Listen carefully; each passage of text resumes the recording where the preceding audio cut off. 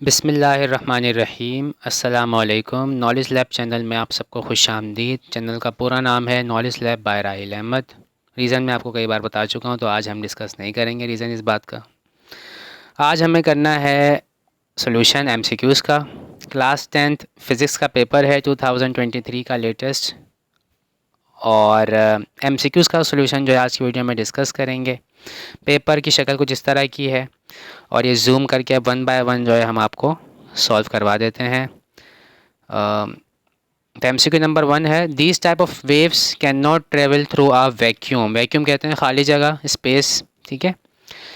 तो electromagnetic waves जो हैं वो पास हो सकती हैं वैक्यूम से, इसके अलावा कोई वेव पास नहीं हो सकती। तो साउंड वेव जो है इसका करेक्ट आंसर है। बाकी तीनों जो है ये इलेक्ट्रोमैग्नेटिक वेव के टाइप्स हैं। इंफ्रारेड, एक्स रेज, माइक्रोवेव, ये तीनों जो हैं वो इलेक्ट्रोमैग्नेटिक वेव्स हैं, तो ये पास हो जाएंगी वैक्यूम से। साउंड वेव्स जो हैं ये मैकेनिकल वेव्स होती हैं, लॉन्गिट्यूडनल होती हैं, तो ये पास नहीं होती हैं। अब नंबर 2 एमसीक्यू है, the main source of energy in the stars is. तो स्टार या सन की अगर हम बात करें, sun is the family of star, तो न्यूक्लियर फ्यूजन जो है वहाँ पर हो रहा होता है, फ्यूजन रिएक्शन। तो न्यूक्लियर फ्यूजन जो है इसका करेक्ट आंसर है, ठीक है। उसके बाद एमसीक्यू नंबर 3 है, the turn ratio of transformer is 10, it means. Transformer जो है उसके लिए टर्न्स रेशियो हमें गिवन है, यानी कि ये आगे अगली स्लाइड पे मैंने इसका सोल्यूशन दिया हुआ है, कुछ इस तरह से है। और इसके दो ऑप्शंस करेक्ट हो सकते हैं, मेरे हिसाब से दो ऑप्शंस करेक्ट हो सकते हैं इसके। तो टर्न्स रेशियो का मतलब ये है कि N S upon N P की वैल्यू दी हुई है। एन एस मतलब ट्रांसफार्मर जो होता है उसमें दो कॉइल्स होती हैं, एक होती है प्राइमरी कॉइल जिस पर इनपुट अप्लाई किया जाता है, और एक होती है सेकेंडरी कॉइल जहाँ से हम आउटपुट रिसीव करते हैं। तो प्राइमरी कॉइल जो है उसमें जो नंबर ऑफ़ टर्न्स होते हैं वो एन पी से रिप्रेजेंट किए जाते हैं, और सेकेंडरी कॉइल के number of turns N S से रिप्रेजेंट किए जाते हैं। तो टर्न्स रेशो देने का मतलब ये है कि N S upon N P आपको गिवन है, और इसकी वैल्यू उन्होंने हमें दी हुई है 10 सवाल में। तो N S upon N P की वैल्यू क्योंकि 10 है, तो एन एस की वैल्यू क्या होगी, 10 टाइम्स एन पी हो जाएगी, ठीक है। एक इस तरह से सॉल्व किया जा सकता है सवाल। एक और तरीका वो ये है, V S upon V P is equals to N S upon N P. ये जो है हमें इक्वेशन बना के दी हुई है बुक में आपके ट्रांसफार्मर के हवाले से, कि सेकेंडरी वोल्टेज और प्राइमरी वोल्टेज का रेशो इक्वल होता है उनके नंबर ऑफ़ टर्न्स के, यानी कि number of turns in secondary coil equal to number of upon number of turns in primary coil. तो इन दोनों का रेशो जो है, वोल्टेज और नंबर ऑफ टर्न्स का रेशो जो है वो क्या होता है, इक्वल होता है। तो ये इक्वेशन वहाँ पे बना के दी हुई है। तो N S upon N P की वैल्यू जो है वहाँ पे गिवन है हमें, तो 10 यहाँ पे आ जाएगा, और we S upon V P जो है वो इक्वल हो जाएगा 10 टाइम्स वी पी के। वैसे ज़्यादा अथेंटिक आंसर मेरे हिसाब से जो है वो होगा ये लेफ्ट साइड पे जो मैंने किया है, V S upon V P वाला, क्योंकि ये पूरी इक्वेशन उन्होंने वहाँ पे हमें सवाल में बना के दी हुई है। बाकी N S upon N P की वैल्यू क्योंकि 10 है जो कि हमें गिवन है, तो इसी फॉर्मूले को अगर हम अरेंज कर लें थोड़ा सा एन एस के लिए, तो ये चीज़ बन जाएगी। तो इस लिहाज से मैं कह रहा हूँ कि जो है दो ऑप्शन इसमें करेक्ट हो सकते हैं। तो जिन स्टूडेंट्स ने वी एस वाला जो ऑप्शन सेलेक्ट किया है वो तो 100% करेक्ट है। बाकी एन एस वाला जो ऑप्शन है ये भी करेक्ट है, इसको भी करेक्ट जो है वो कंसिडर करना चाहिए चेकर को मेरे हिसाब से। यानी अगर मैं एग्जामिनर होता तो इन दोनों में से कोई भी ऑप्शन अगर सेलेक्ट करता कोई एक स्टूडेंट, तो मैं उसे जो है वो मार्क्स दे देता। बहरहाल अच्छा, और बुक की जो एक्सरसाइज है चैप्टर की, ये वहीं से सवाल है, ये वाला एमसीक्यू वहीं से बुक से है। उसके बाद अब आ जाएं आप नेक्स्ट एमसीक्यू पर, एमसीक्यू नंबर 4। एंड गेट के लिए बूलियन एक्सप्रेशन आपसे पूछा जा रहा है, तो लॉजिकल मल्टीप्लिकेशन परफॉर्म करता है and get, a dot B इसका करेक्ट आंसर है। उसके बाद अच्छा, ए प्लस बी जो है ये और गेट के लिए होता है। बाकी ये जो लिखा हुआ है ए क्रॉस बी, ये जो है क्रॉस प्रोडक्ट की फॉर्म है, यानी रिप्रेजेंटेशन का फ़र्क है सिर्फ, यानी इस तरह की नोटेशन जो है हम बुलियन अलजेब्रा में इस तरह की जो नोटेशन है ये जो है हम यूज़ नहीं करते। तो ये तो बिल्कुल ही गलत ऑप्शन है। तो फर्स्ट जो ऊपर वाले जो ऑप्शंस हैं ये वाले दोनों, ए डॉट बी और ए प्लस बी, तो ये जो है यूज़ किए जाते हैं बुलियन के अंदर, बुलियन अलजेब्रा के अंदर। और ये वाला और गेट के लिए होता है ए प्लस बी, और ए डॉट बी जो है ये एंड गेट के लिए होता है। अब ब्रांच ऑफ फिजिक्स आपसे पूछी जा रही है, डेफिनेशन लिखी हुई है कि deals with the charges at rest, यानी ऐसी ब्रांच है फिजिक्स की जो चार्जेस जब रेस्ट में होते हैं, जब वो मूव नहीं कर रहे होते, रुके हुए होते हैं, स्टेशनरी होते हैं, तब जो है उनका जो बिहेवियर है वो स्टडी किया जाता है। किस ब्रांच के अंदर उसका नाम पूछ रहे हैं आपसे, तो इलेक्ट्रोस्टैटिक इसका करेक्ट आंसर है।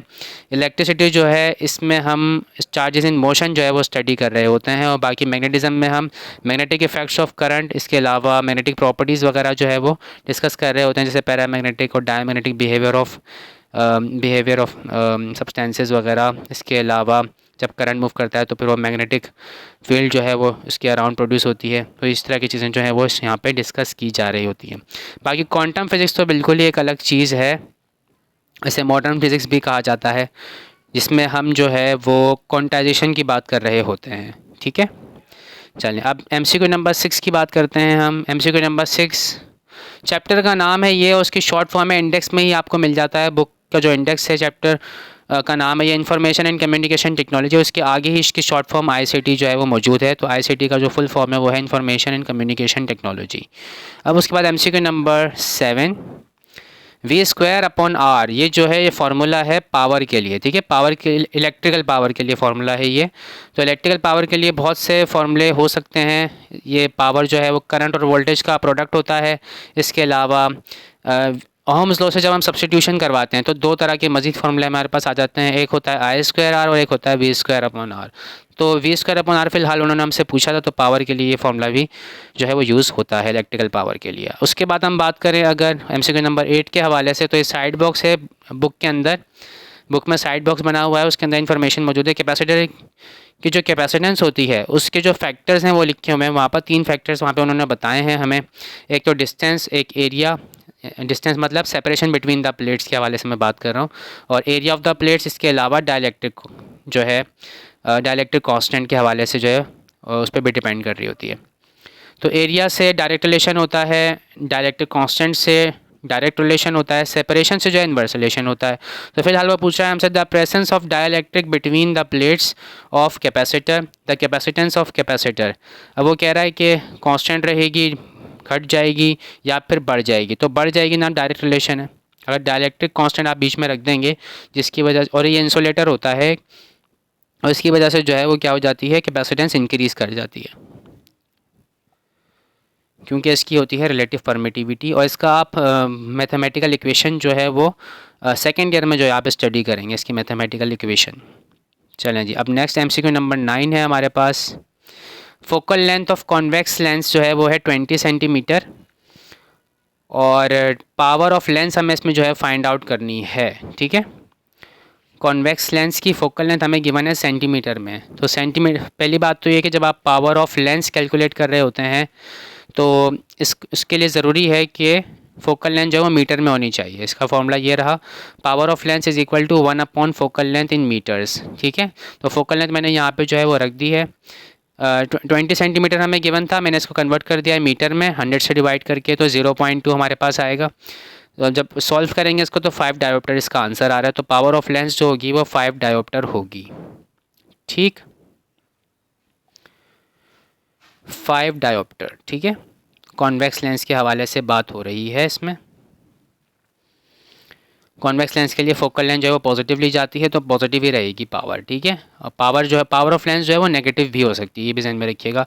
अच्छा, अब MCQ नंबर 10 है, colour that least deviated by a prism is. तो प्रिज्म के हवाले से सवाल है, डिस्पर्जन ऑफ लाइट का टॉपिक है बुक में, और पूरा एक प्रिज्म बना के उन्होंने दिखाया हुआ है हमें फिगर के अंदर। इसके अलावा विबग्योर का उन्होंने एक जो है हमें निमोनिक दिया है याद रखने के लिए, जिससे आप पूरे कलर्स के नेम याद रखते हैं कि जब वाइट लाइट जो है वो प्रिज्म से पास होती है तो एक विबग्योर का पैटर्न बनता है, वायलेट, इंडिगो, ब्राउन, रेड, इस तरह से आप जो है वो याद रख सकते हैं।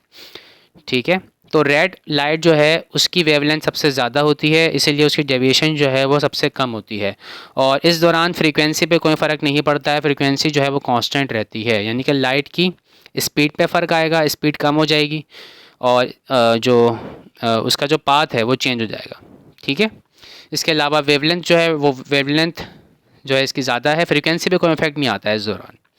अब उसके बाद MCQ नंबर 11 है, oscillations are damped. Damped oscillation जो हैं उसका रीज़न ये होता है कि कोई ना कोई रेजिस्टिव फोर्स होनी चाहिए जो कि मोशन को या जो ऑसिलेशन वहाँ पे हो रही हैं उन्हें रोक के उन्हें इसका जो एम्पलीट्यूड है उसे कम करें। तो फ्रिक्शनल फोर्स जो है इसका करेक्ट आंसर है, जो कि एक रेजिस्टिव फोर्स है जो कि ऑसिलेशंस जो है उनका एम्पलीट्यूड क्या करती रहेगी, कम करती रहेगी। तो डैम्पिंग ऑसिलेशन जो है इस तरह की ऑसिलेशन होती है जिसमें एम्पलीट्यूड ऑफ वाइब्रेशन जो है वो वक्त गुजरने के साथ साथ कम होता जाता है, और रियल लाइफ में यही ऑसिलेशन जो है हमें ऑब्जर्व होती है।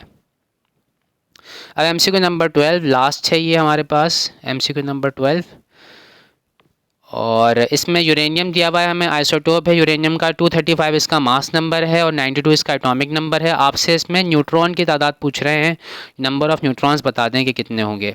तो नंबर ऑफ़ न्यूट्रॉन्स का फॉर्मूला है मास नंबर माइनस में एटॉमिक नंबर। कैपिटल ए से हम मास नंबर को रिप्रेजेंट करते हैं और कैपिटल जेड से हम एटॉमिक नंबर को रिप्रेजेंट करते हैं। एटॉमिक नंबर होता है total number of protons present in the nucleus of an atom, यानी प्रोटॉन की तादाद जो है उसे हम क्या होते हैं एटॉमिक नंबर। तो 92 है हमारे पास, 92 यहाँ पे लिख दिया है। और प्रोटॉन प्लस न्यूट्रॉन दोनों को आप प्लस कर लें, जो कि न्यूक्लियस में मौजूद होते हैं, सेंटर में होते हैं, उसकी जो तादाद है वो ये मास नंबर कहलाती है। 235 है यहाँ पर, तो ये हमने लिख दिया, दोनों को माइनस किया तो 143 आया हमारे पास। इसका मतलब इसमें यूरेनियम के जिस आइसोटोप में U235 के अंदर हमारे पास 143 न्यूट्रॉन्स जो है वो होंगे। तो इस तरह से जनाब टोटल ये 12 MCQs थे और कंप्लीट एक्सप्लेनेशन के साथ मैंने आपको ये बता दिया। तो थैंक्स फॉर वॉचिंग, अल्लाह हाफ़िज़।